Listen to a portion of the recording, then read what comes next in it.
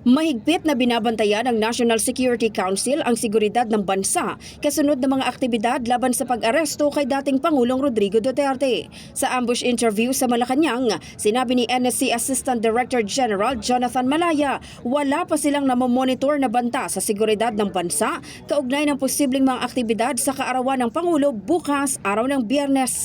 Sa kabila nito, patuloy pa rin ang kanilang masusing pagbabantay para sa kaligtasan ng publiko.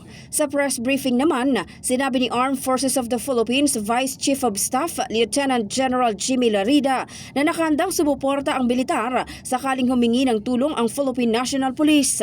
Ayon kay Larida, bahagi ng mandato ng hukbong sandatahan na suportahan ang PNP sa law enforcement operation, pero tumanggi munang magbigay ng detalye kung may paghahanda ang pulisya para bukas.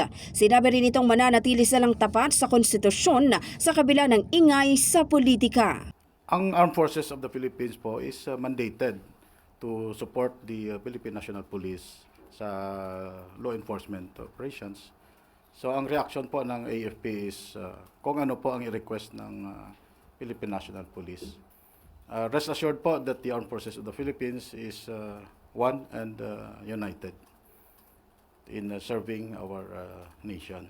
And that is again to perform our mission in accordance to the Constitution.